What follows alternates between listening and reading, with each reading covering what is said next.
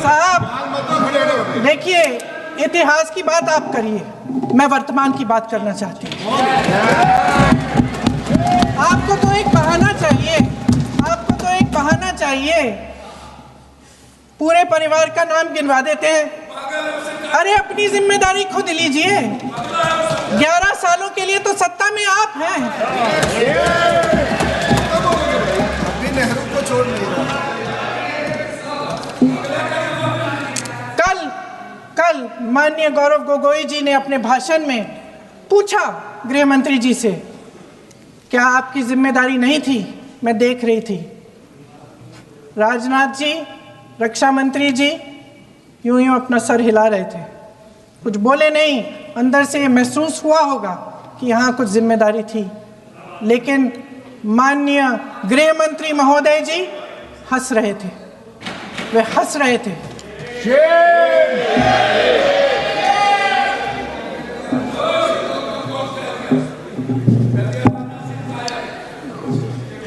अध्यक्ष महोदय, कल सत्ता पक्ष और आज भी सत्ता पक्ष के नेताओं ने 2008 के मुंबई के हमलों का जिक्र किया, बार बार कहा कि मनमोहन सिंह जी की सरकार ने कुछ नहीं किया।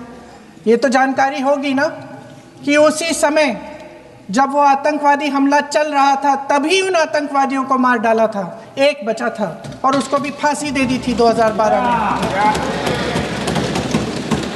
महाराष्ट्र के मुख्यमंत्री ने इस्तीफा दिया। देश के गृह मंत्री ने जिम्मेदारी लेकर इस्तीफा दिया। एक जवाबदेही थी पब्लिक के प्रति, एक जवाबदेही थी इस देश की जनता के प्रति, इस देश की धरती के प्रति।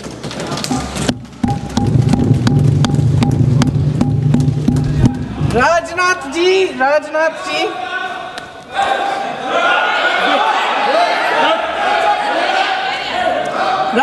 जी तो पुलवामा, उरी और पठानकोट के समय गृह मंत्री रहे थे। आज वे रक्षा मंत्री हैं और हमारे गृह मंत्री महोदय श्री अमित शाह जी के नाक के नीचे पूरा मणिपुर जल गया। दिल्ली में दंगे हुए, पहलगाम में हमला हुआ और आज भी वे उसी पद पर बैठे हैं। क्यों? अध्यक्ष महोदय, बमबारी से अखबारों के हेडलाइन बनते हैं, मगर कहानी सुरक्षा में की चूक में भी है। आज देश खोखले भाषण नहीं सुनना चाहता, देश जवाब चाहता है, तसल्ली चाहता है कि सच उससे छिपाया नहीं जाएगा। देश जानना चाहता है कि उस दिन अप्रैल 22, 2025 को क्या हुआ और क्यों हुआ। अभी अपने कांग्रेस के साथियों का बात सुन रही थी और वो कह रहे थे कि 1971 में इंदिरा गांधी ने ये किया है, 1971 में इंदिरा गांधी ने वो किया, पर वो कभी भी 1971 का क्रेडिट बिहार के बेटे जगजीवन राम जी को नहीं देते हैं, जो तब के रक्षा मंत्री थे। बांग्लादेश ने उनको 1971 का वॉर हीरो डिक्लेयर किया था और रक्षा मंत्री होने के जंग के बाद भी उन्होंने सैनिकों के रिहैबिलिटेशन के लिए काम किया। लेकिन कांग्रेस पार्टी इसको कभी नहीं रिकॉग्नाइज करेगी, क्योंकि उनको दलित नेतृत्व से समस्या है। वो सिर्फ उनके साथ रहना चाहते हैं जो बाबा साहब के चित्र को अपने पैर पर रखते हैं। अगर हम ऑपरेशन सिंदूर की बात करें तो ये सिर्फ टेरर लॉन्च पैड्स को ध्वस्त नहीं किया, ये पूरी की पूरी तरीके से पाकिस्तान के हौसले को ध्वस्त कर दिया है। लेकिन एक आश्चर्य की बात है मैम, और आश्चर्य की बात यह है कि हमारे दुश्मन देश में एक युवा नेता है और एक युवा नेता हमारे विपक्ष में है। दुश्मन देश का सदन अलग है, हमारे देश का सदन अलग है, वहां के नेता अलग है, यहाँ के नेता अलग है, पर इनका सवाल एक ही है। विपक्ष का सवाल और दुश्मन देश के नेता का सवाल एक कैसे हो सकता है?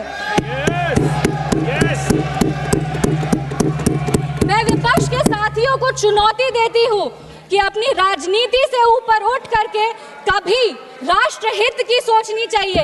अगर सरहद पर सेना लड़ रही होती है तो उनसे सवाल नहीं पूछे जाते, उनको सलामी दी जाती है।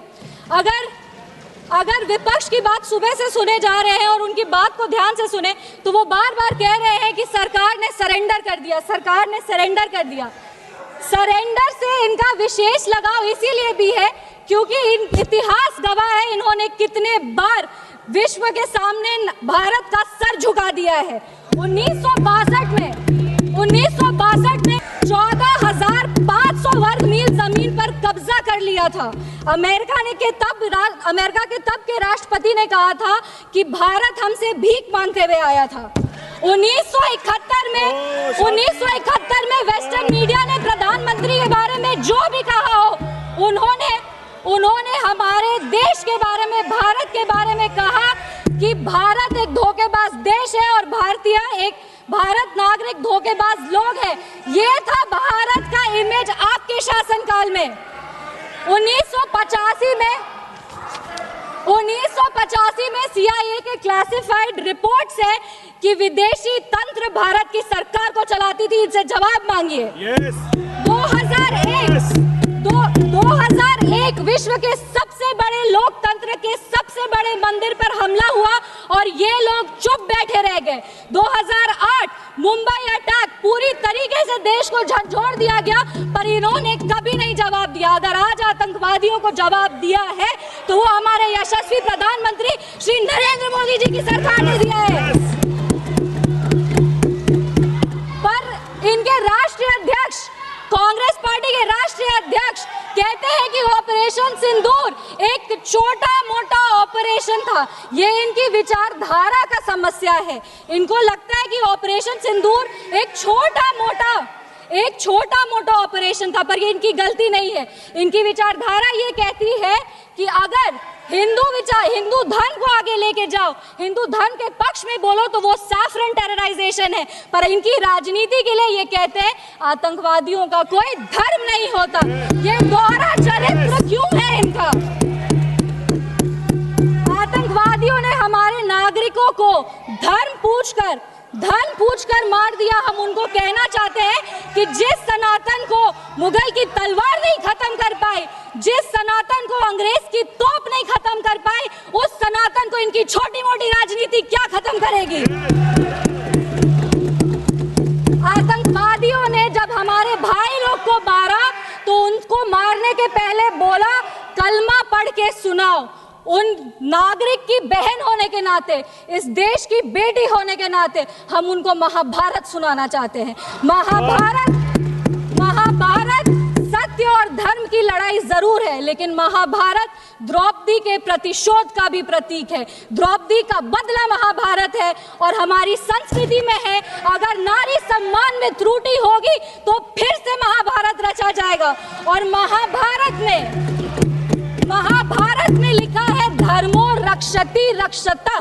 जो धर्म की रक्षा करते हैं, धर्म भी उन्हीं की रक्षा करता है। विशेष रूप से हम धन्यवाद देंगे हमारे यशस्वी प्रधानमंत्री श्री नरेंद्र मोदी जी का, जिन्होंने ऑपरेशन सिंदूर का नाम ऑपरेशन सिंदूर रखकर पूरी दुनिया को बता दिया है कि एक चुटकी सिंदूर की कीमत क्या होती है। और जिसने हमारी महिलाओं के, इस देश की बेटियों के, हमारी बहनों के सिंदूर को उजागर किया, उसको हमारी सरकार ने, हमारी सेना ने मिट्टी में मिला दिया है।